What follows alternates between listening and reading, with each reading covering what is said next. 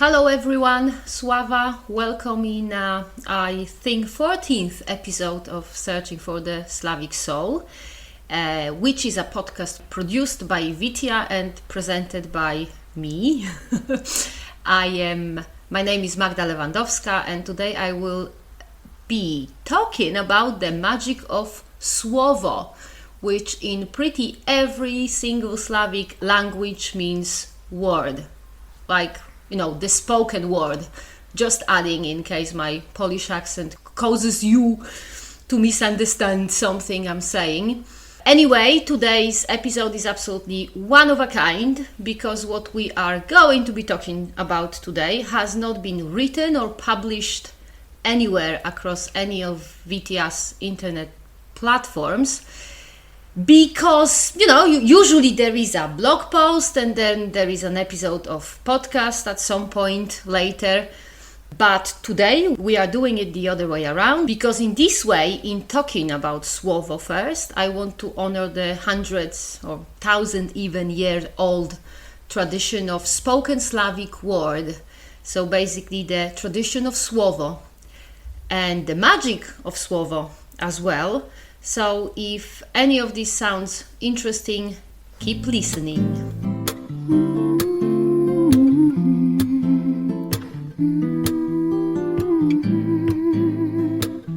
So, Słowo, the magic of Słowo. We are going to start in a very smart and sophisticated way because we are going to start with a linguistic hypothesis. One that is called Sapir-Whorf hypothesis, or in the other name for it is the hypothesis of linguistic relativity. This hypothesis, it hypothesizes that the language a person is speaking, so person is using to describe the word, the language is affecting the way the speaker of this language sees and perceives the word. So, in a way, the principle of Sapir-Whorf hypothesis states that we, the humans, each of us being a speaker of a certain language or certain languages, we are limited in a way in how we can describe and see the world because we are, for the lack of better word, we are limited by the limits of the language we use to describe and analyze what we are seeing or hearing or experiencing. Basically, this hypothesis states that how we see and describe the world can be related to the particular language we are using, hence the other name of Sapir-Whorf hypothesis is linguistic relativity. The concept of linguistic relativity is not new. It came around in the 19th century and as you know, pretty much everything in 19th century, it was used as a backbone to support nationalistic or even racist ideas. What the creators and early followers of linguistic relativity were saying is that if you speak a certain language, you cannot possibly comprehend things that your language does not have words for, which obviously is not true. But back in the 19th century, people came up with a lot of concepts that were not true or not well thought through, but they seemed plausible nevertheless because most thinkers back then were rich and well off and educated and so completely out of touch with the reality that they actually did not need any proof to support their ideas. They just knew that they were right. They wrote books written in such a convoluted and obscure way that nobody could understand them, and that in itself was a proof that they are so very smart, which funny enough, happens nowadays as well, but that's a completely different topic and I am not even going to go there because once I start talking about smart asses completely enchanted by the sound of their voices and the depth of their thoughts, we are going to be here for a week just talking about them. And today I want to talk about something else. Today I want to talk about Slavic language, or rather languages. So focus, Magda. Stop digressing. Where was I? Linguistic relativity. Right. Linguistic relativity. The concept is not new. It's been around for nearly a couple of centuries. It got abandoned and forgotten, obviously, when the totalitarian Nazi period of the history of the world ended, but it came back, I think, in the 90s in much more mellow form that focuses not on how language limits the whole view of the world or the abilities to perceive it, but rather explores the influence of language of a given culture on social interaction within this culture, on philosophy, self-development, or on emotions experienced by the speaker of a language. And the reason why I'm talking about linguistic relativity is that while focusing on weeding out Judeo-Christian influences from Slavic tradition, here in Vitia project, we kind of missed the pagan influences, which in a different way, but nevertheless, still creeped out and started to contaminate and distort the culture, the tradition and beliefs of the Slavs, or more specifically, Rodnovers. Because, as it turns out, there is a lot of Rodnovers, a lot of followers of Slavic native faith, who do not speak a single Slavic language. What more, there is a lot of modern Rodnovers who have never experienced firsthand the culture of the Slavs, be it through modern culture created by Slavs or through Slavic folklore. And it's brilliant that Slavic native faith or Slavic culture in general transcends the cultural and linguistic borders. There's nothing wrong with that. What could be wrong about it is when people who are only discovering Slavic culture, tradition, or faith, but have no deep first-hand understanding of Slavic culture, the problem could be when those people get in their heads that while not having a lot of understanding of Slavic culture, they can actually teach people about it.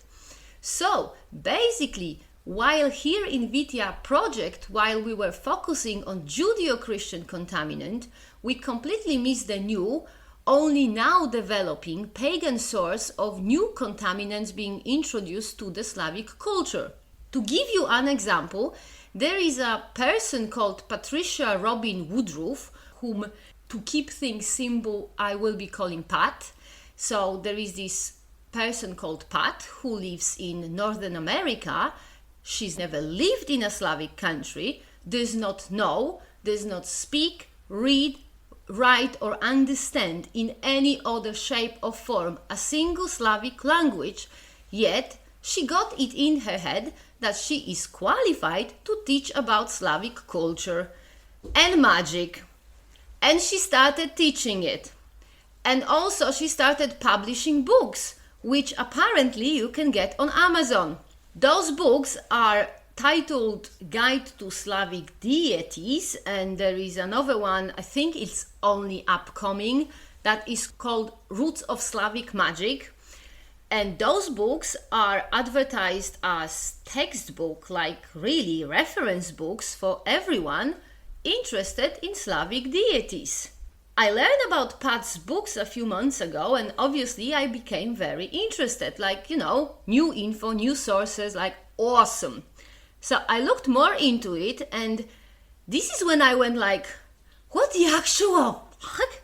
Basically, what's happened in the curious case of Pat's quote-unquote research into Slavic, as Pat calls it, deities, it's everything got mixed up, because to start with, Pat has zero clue about anything Slavic. She is not able to read any sources in any Slavic language, and clearly she is not willing to spend hundreds of pounds or dollars on academic books, so the only knowledge, quote-unquote knowledge, she could get about Slavic culture was from English internet sites, which, as some of or all of you might know, is just full of all sorts of weird stuff.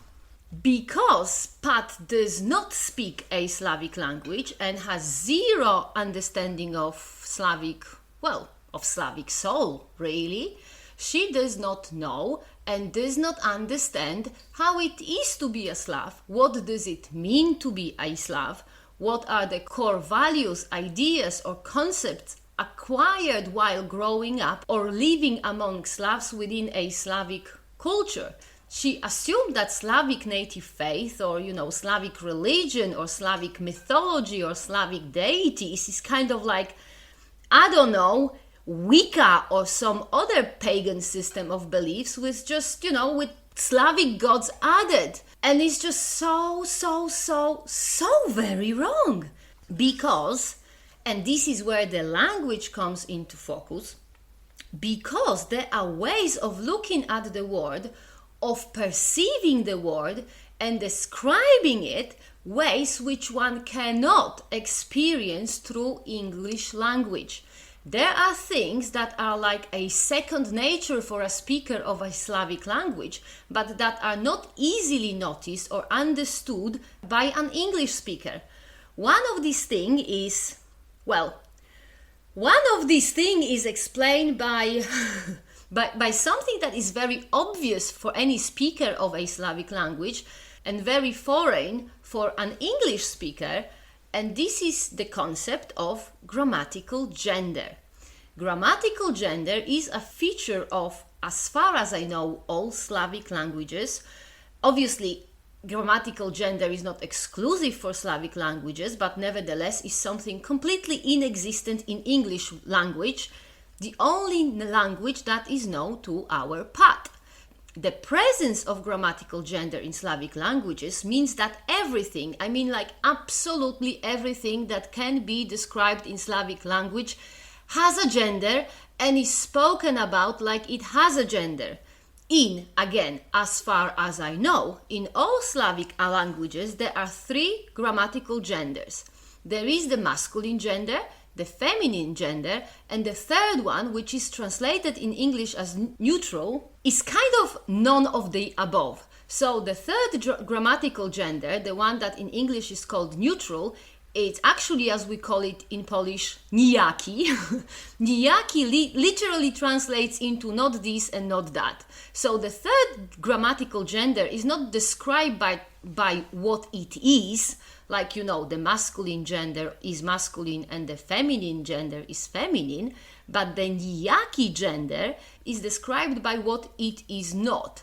It's neither masculine nor feminine. So the nijaki, the neutral gender, is not really neutral, but it's more like in between, which is also expressed in its Russian name.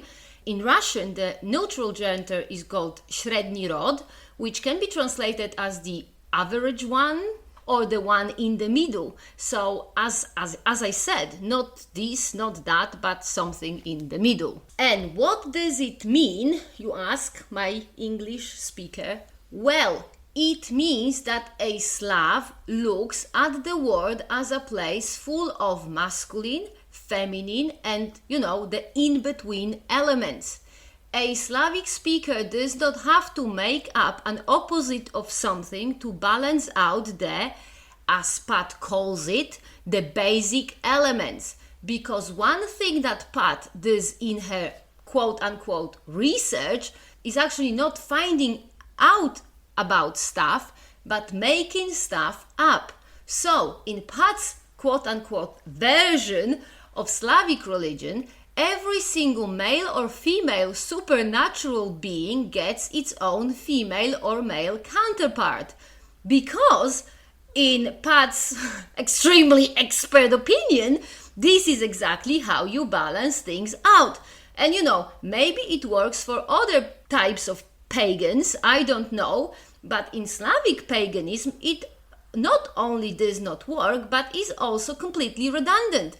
Because Slavs, through their language, already have a balanced mixture of male, female, and the mysterious third gender element. So, when you are a Slav, let's say from Poland, and you speak in Polish, and you sit down to have a cup of tea, you brew herbata, which is tea and grammatically is feminine, you put your feminine herbata at stool, which is grammatically male, and then you sit at your male table with your female herbata on krzesło, which is grammatically neutral gender. So, if you are Polish, the single act of having a cup of tea automatically puts you in a balanced state where all the female, male and neutral elements work together. And it works for anything you can possibly do or see or experience when you are a Slav.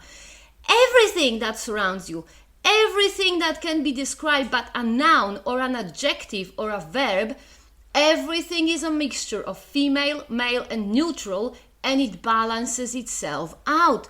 You don't need to make stuff up to make it work. I mean, you don't need if you speak a Slavic language. And Pat doesn't, so she does not have a clue and thinks that something is missing, where there's clearly not.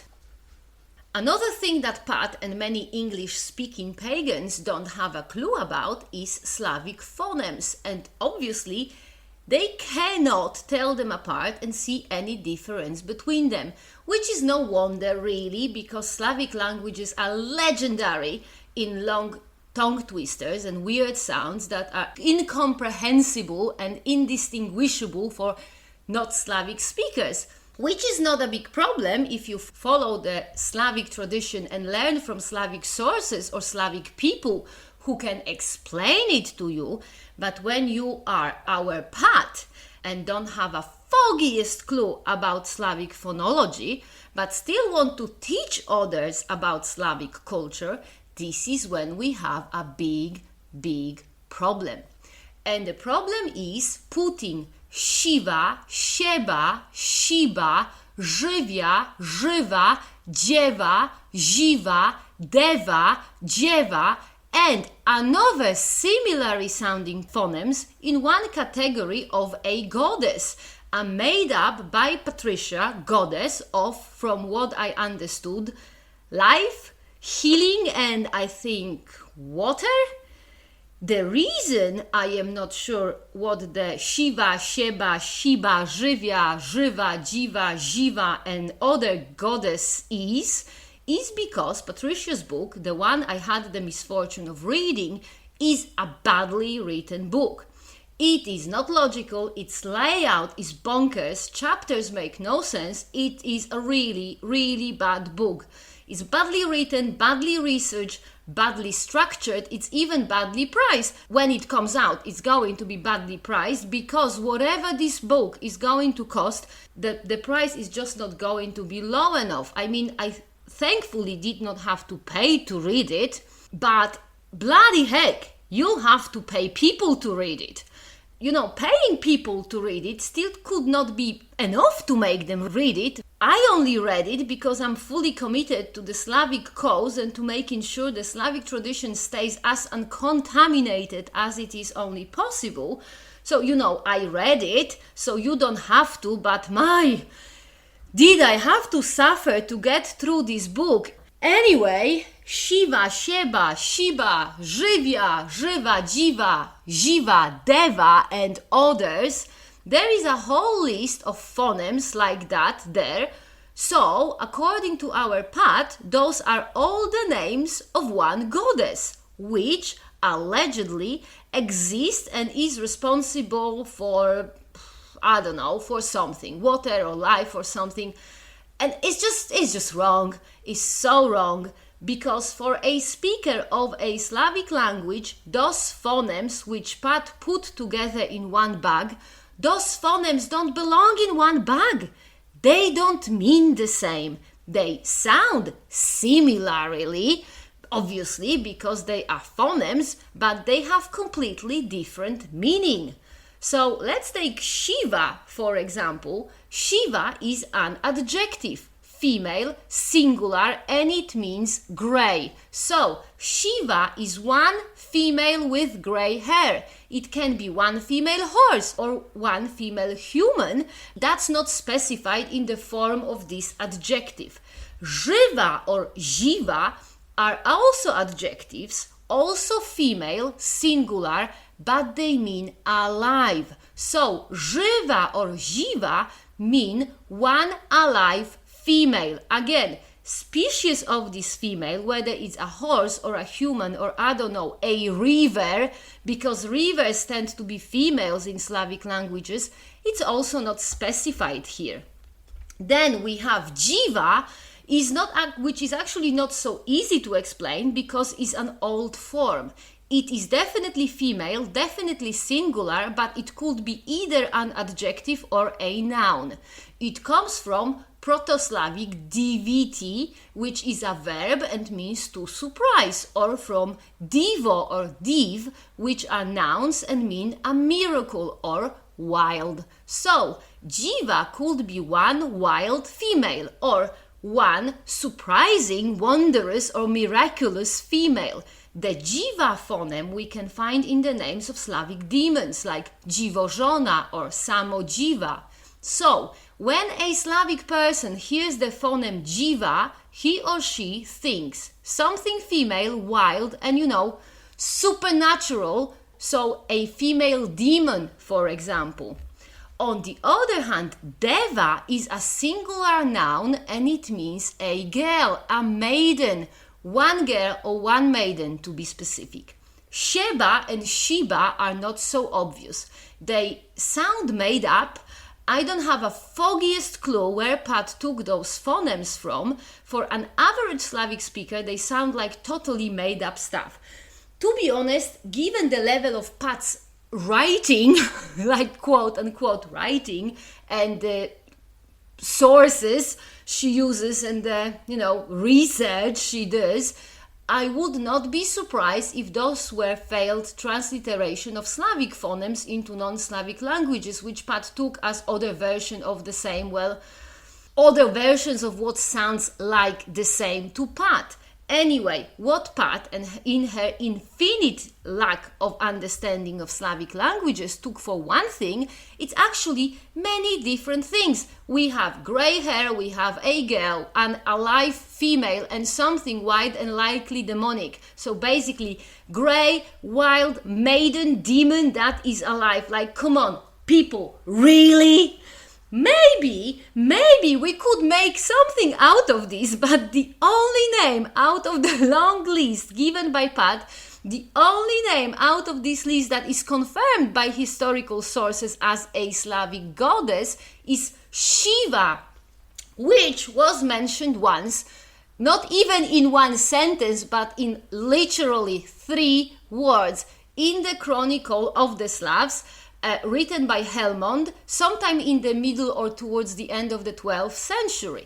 In these chronicles, which is a proper chronicle, so it's a thick book, he literally wrote Shiva dia polaborum. That's it. That's written in Latin.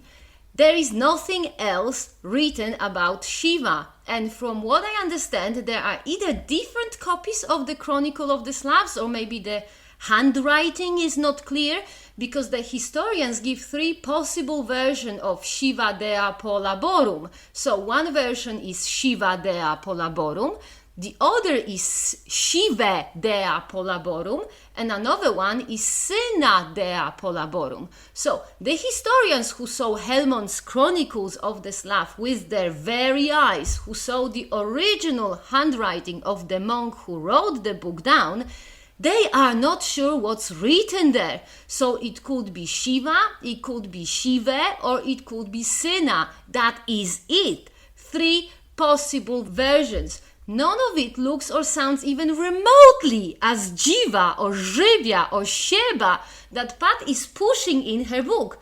I have no clue how did she come up with this stuff. I really don't. In the chapter, this, the one that I'm talking about, the one full of Żywia phonemes, Patricia just puts absolutely everything that she found, I guess, on the internet, and everything that looks similar to an unskilled eye, or ear rather, of a non-Slavic speaker.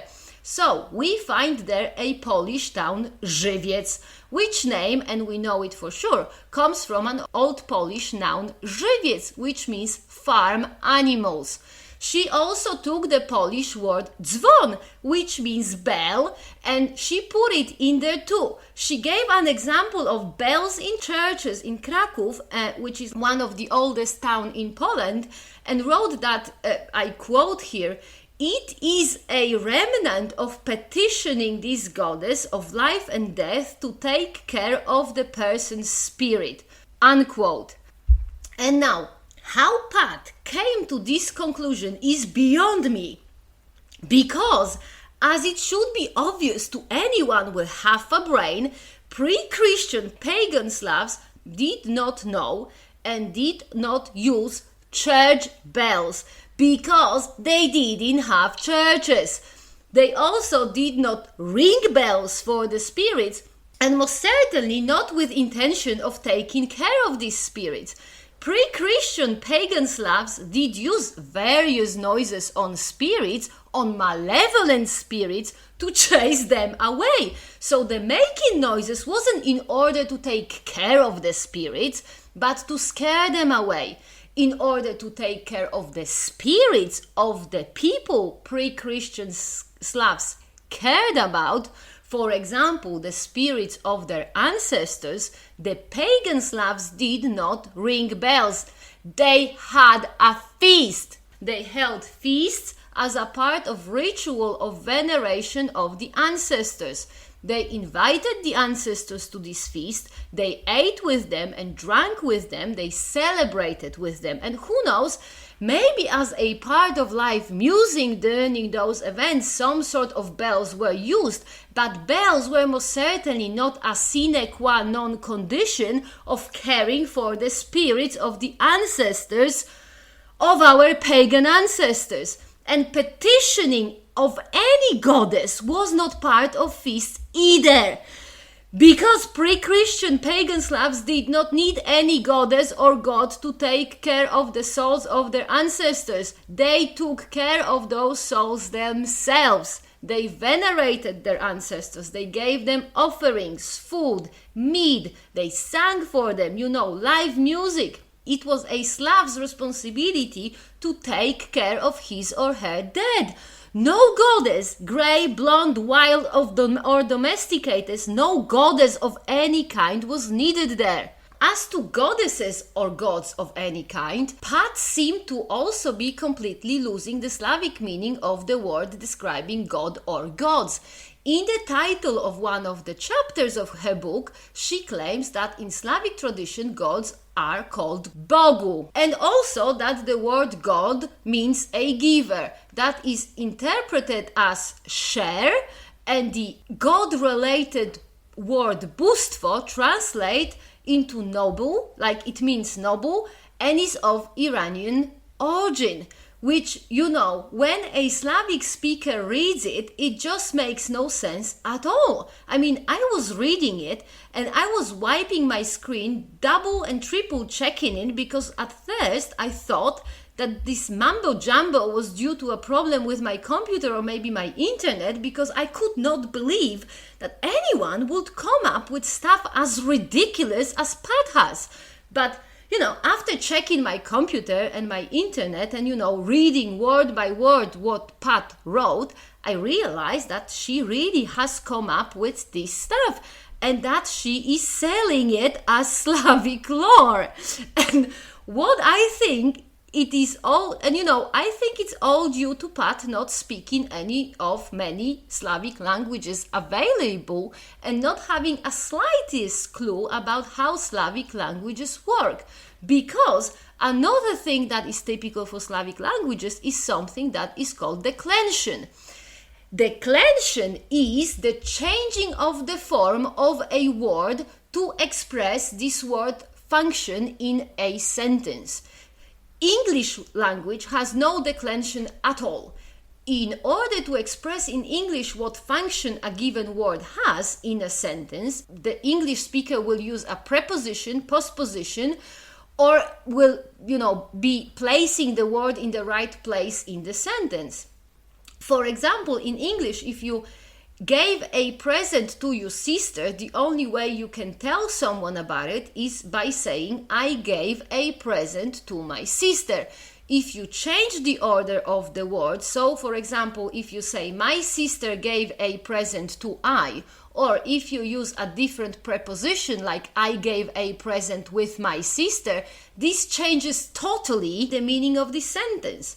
In Slavic languages, declension, so changing the case, so the form of the word, serves the same purpose that preposition and order of the words serve in English. For example, if you gave a present to your sister and want to tell someone about it, in, for example, Polish, all you have to do is to apply appropriate declension to the words. So, use appropriate forms which are called cases, grammatical cases. So, in Polish you can say dałam prezent siostrze, or you can say siostrze dałam prezent, or prezent dałam siostrze. All of this means the same regardless of the order of the words. And no preposition is needed because the order of the words and the prepositions are replaced by the system of declension, the system of grammatical cases. By the way, dałam prezent siostrze, it also means that I am a female, because as nouns and adjectives, verbs in Slavic languages also require a grammatical gender to be used, which is absolutely beautiful, at least for me. It's just such an efficient system. It's all designed to express as much information as possible with as little words as possible.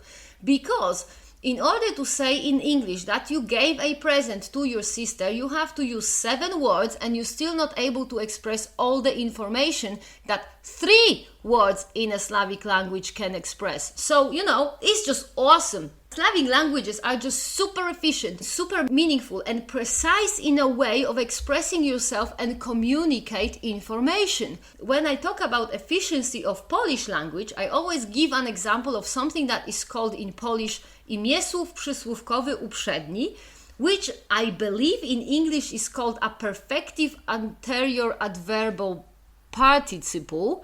But I don't cite me on that because I studied Slavic grammar in Polish and the English names are still a bit of a mystery for me. Anyway, the perfective anterior adverbial participle is a form of verb that is designed to express that you have just done something and finished it and you are just about to do something else. So it's kind of like saying in English, having done something, I did something else. And in Polish, and I think in Russian too, it can be expressed in one word. So, if you want to say that you are a male and you did something after, for example, having walked in somewhere, like literally walked on foot, because Slavic languages are that specific. So, in order to say that you are a male and you did something after having walked in somewhere, in Polish, you only have to say przyszedłszy, zrobiłem. And that's it. And everyone understands. If it's not genius, I don't know what is. Anyway, where was I? Bogu. Yes, so I was talking about Pat's mambo jumbo about Slavic gods. So, first thing she got wrong is the word itself, because Bogu does not mean gods in Slavic languages. Bogu is a dative case singular, so it means to God. If you want to say gods in Slavic languages, you have to use nominative case plural, which in the case of gods in Russian will be bogi, and for example in Polish either bogi or bogowie. So, as you can see, Pat can't get the case and the plural form right, but that's not all. She talks about the meaning of the Slavic word Bogu. So obviously she got it wrong because Bogu means to a single god. But with regards to the word, the singular word Bóg or Bog, and its plural nominative case being bogi or bogowie, it does not mean a giver, a sharer, or anything like that.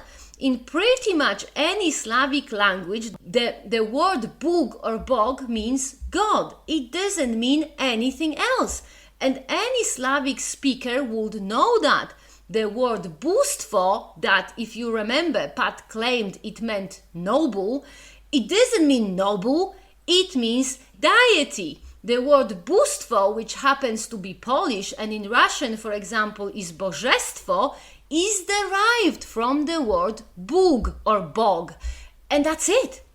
The only Iranian stuff that has anything to do with Slavic word for gods or deities is a hypothesis that the pre-Slavic word bog, which also means God, nothing else. So this pra-Slavic word for God could be a borrowing from Iranian, but we don't know that. We only hypothesize that it could be the case. And you know, this stuff is obvious to any Slavic speaker, like there is no doubts about it. Nobody searches for other meaning of Bóg, bogi or bogowie, because there isn't any, which Pat, being a non-Slavic speaker, has no idea about, so she does the mambo-jumbo to, I don't know, impress equally uninformed reader, because she would not impress any Slavic speaker with this blabber. For a Slavic speaker, it's just stupid. That's it. It's stupid. So, moving on. Slavic languages, grammar, the awesome stuff.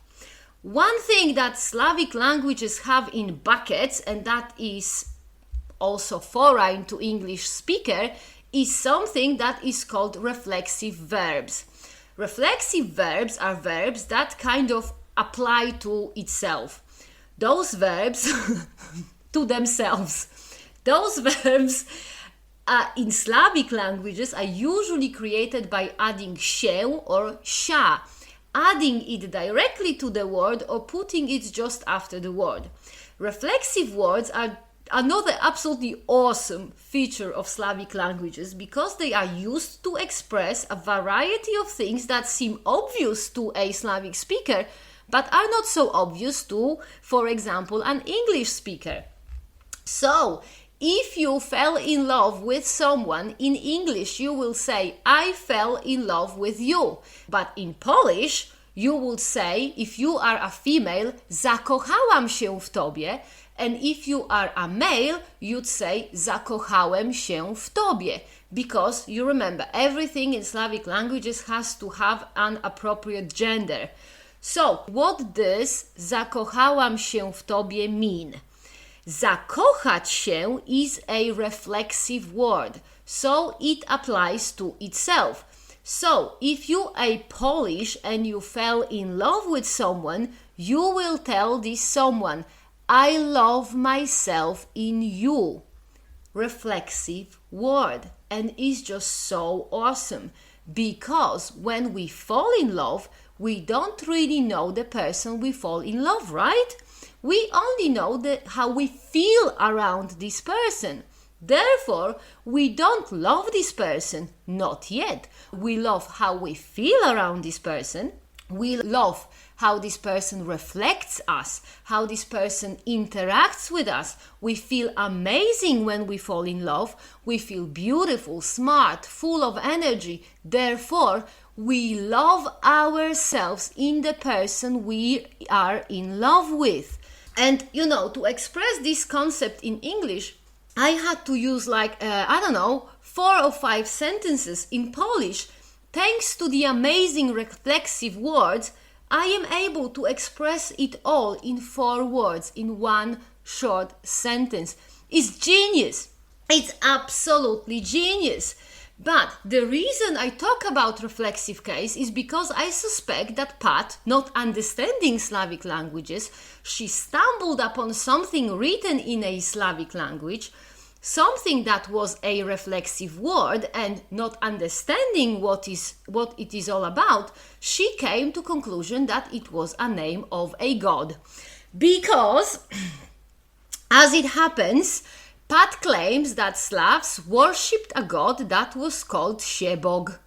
There wasn't a god like that. I have nearly 500 pages thick book with all the historical sources on pre-Christian Slavic religion. I know a lot about Slavic demons. Slavic folklore, I have a lot of friends and acquaintances that are into Slavic tradition, and neither me nor any of my friends have ever come across Shebog. By the way, if any of you have any legit sources about Shebog, please do let us know. I will be more than happy to learn something new. Always, I mean always. And if you have a good one, like good legit source, I'll be more than happy to feature you in Searching for the Slavic Soul or on Vitia social media or blog, wherever you want to be featured. Just let me know.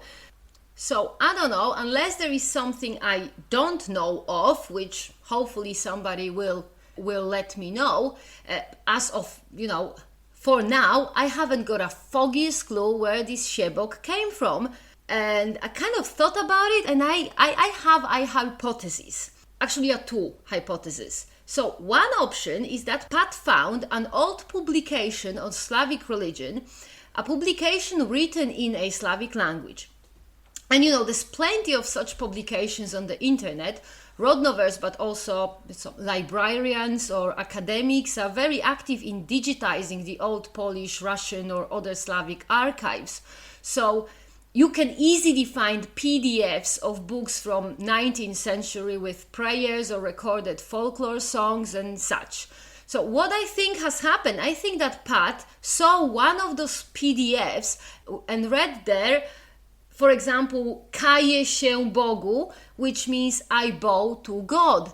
In Polish, and I think in Russian it means the same too. And I think in Belarusian as well, probably. So she saw Kaję się Bogu. She didn't know that to bow, so the Kaję się beat. She didn't know that it's a reflexive word, and therefore she assumed that the się beat goes with the Bogu, not with the Kaję. So that's one option I could think of.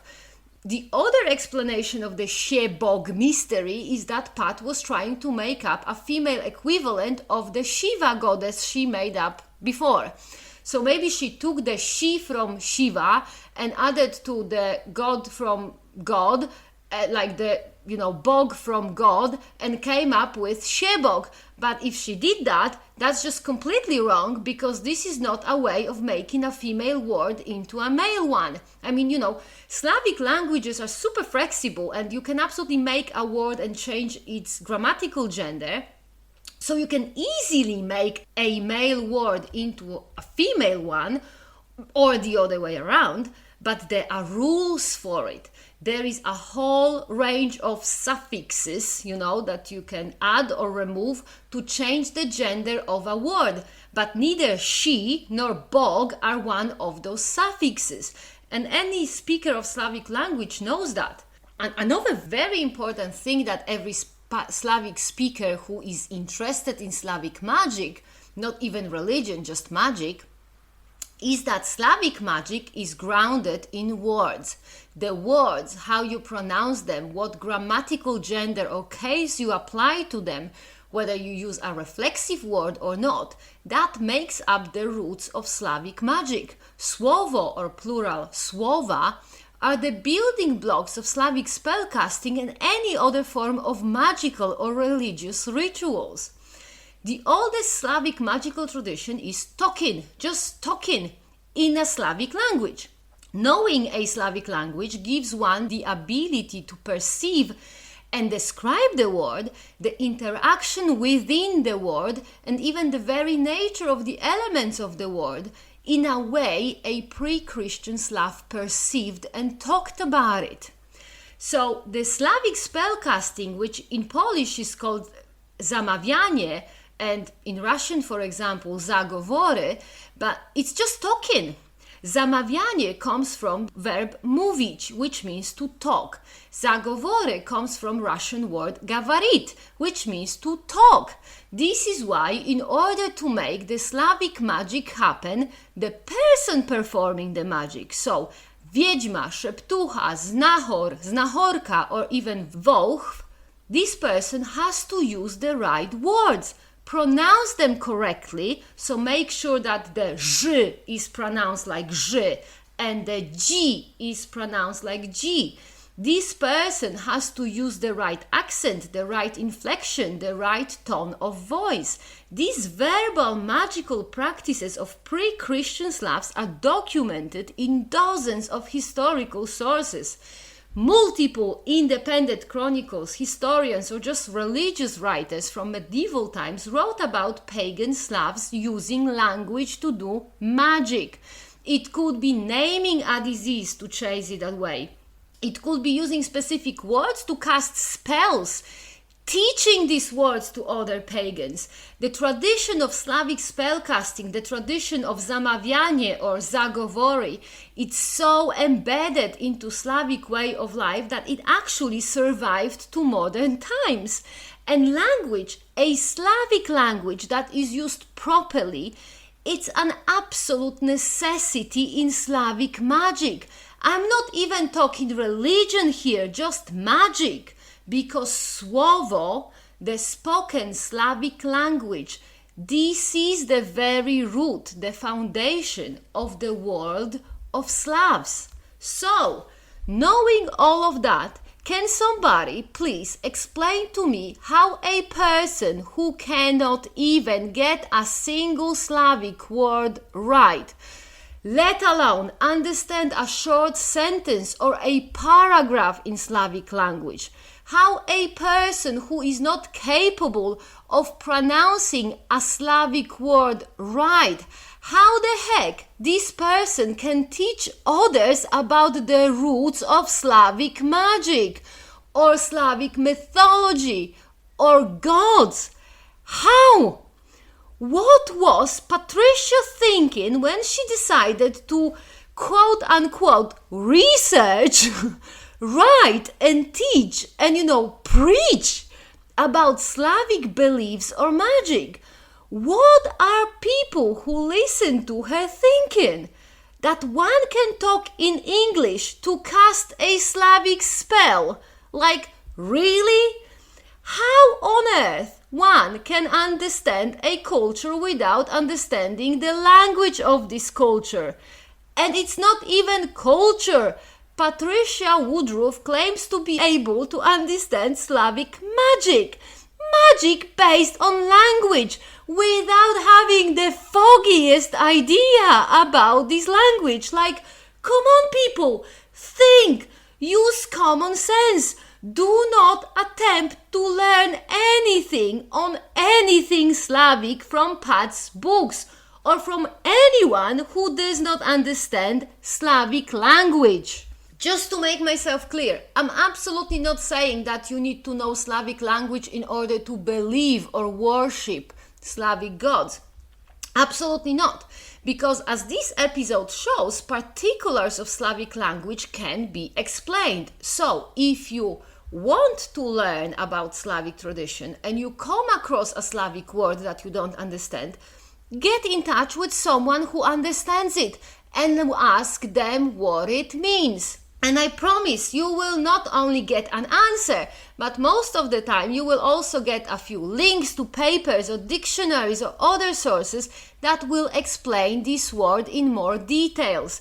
Because being able to speak a Slavic language is a superpower that any Slavic speaker is happy to share with others.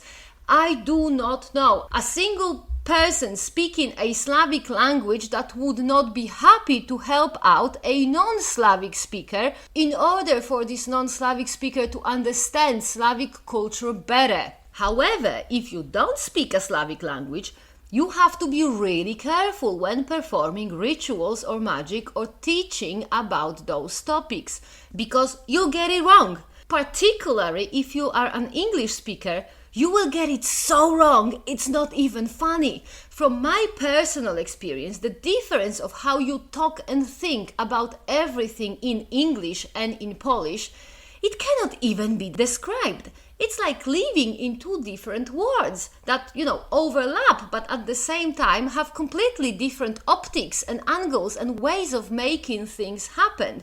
And now, when I've been learning Russian, after nearly a year of learning Russian, I'm starting to see a completely new third word of Russian, a word that overlaps a little bit with the English and the Polish words I already know, but at the same time is different because Polish and Russian are similar, but they are far, far, far from identical. The way in which Russian language describes the world, the choice of words, the ways of expressing interaction between words, the idioms, the grammar, it's significantly different from what I know from Polish. For me, it's actually learning Russian is a very humbling experience and one I can also grow from. As to Pat and others like her, just don't waste your time and money. You want to learn about Slavic culture? Go to people who know Slavic culture. Go to people who speak at least one Slavic language, who live or at least had an experience of living among Slavic people in a Slavic country. Read, talk, discuss and learn from them. There is not a single not Slavic speaking person out there that can explain Slavic culture to you better than these, people that know Slavic culture. And of course, alternatively, you could always learn a Slavic language yourself.